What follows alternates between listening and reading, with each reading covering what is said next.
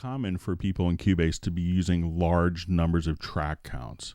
We can have hundreds of tracks in a typical project these days. In fact, I've seen some composers templates that start with over 3,200 tracks. Now, organizing these tracks in your session can often be problematic. It's because we find ourselves endlessly scrolling up and down to search for different tracks, like so. Cubase has a great tool called folder tracks, and what folder tracks will allow you to do is to actually organize different tracks so that they can be tucked away into defined groups. So if I come here, I could take all my drums and I could collapse them into a folder, like so. Folder tracks can also be edited. So if I wanted to cut my folder track there and erase,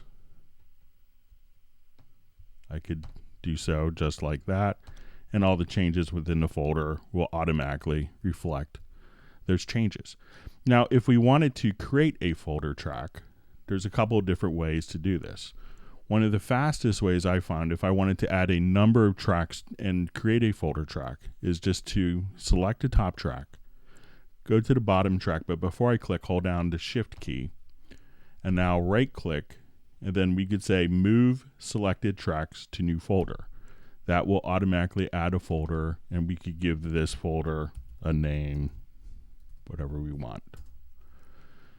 Now, another method of doing this is to add a folder track. So if we wanted to right click, we could go to add track and choose folder track.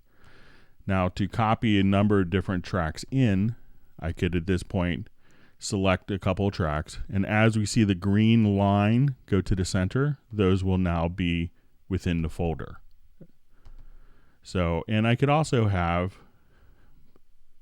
nested folders. So if I wanted to add yet another folder track, I could come here, add these tracks to that folder track, and add this folder track to that folder. So I could have those tracks there and these tracks, and again, nested folder tracks like so.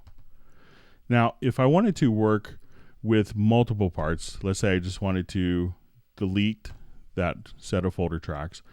One of the great things is if I have all my folder tracks open, there are key commands from the project menu where we could now at this point go to track folding, and I could say, let's just fold tracks. And now my drums, my MIDI drums, piano, percussion, congas, bass, all of my different folders are now collapsed for me. So I could do that globally as well from, again, just going to my project window. So if I wanted to unfold all my tracks, and you also see options for toggling just the selected track as well.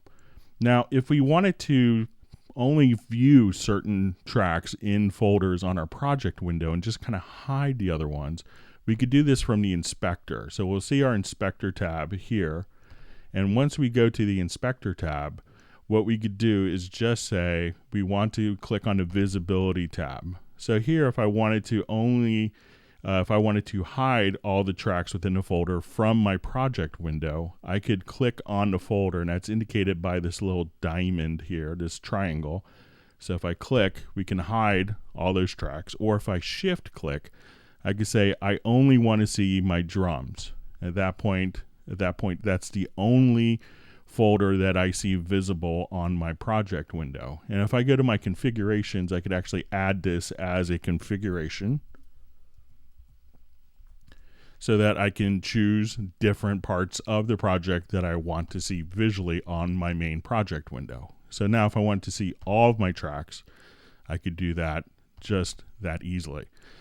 Now let's say if I wanted to add a number of tracks, and let's say we'll add 8 audio tracks, and we have these selected.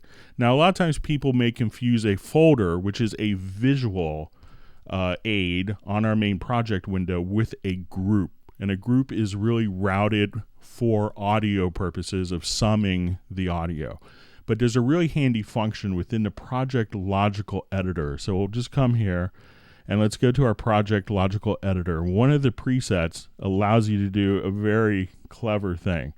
So what this will allow me to do is to take the selected tracks, add it to a folder, and then have it automatically assigned to the group channel. So as soon as I have these tracks selected, I'll hit apply. They've been added to the folder. We could now name our group channel. Just call it Fox, and then add track. And now the group channel has been added right here, and all of these tracks have been automatically routed to the group. So as you can see, instead of scrolling endlessly through your project, the use of folders can really speed up your workflow so that you can find the tracks that you're actually looking for. If you have found this video helpful, please feel free to like the video and to subscribe to the channel.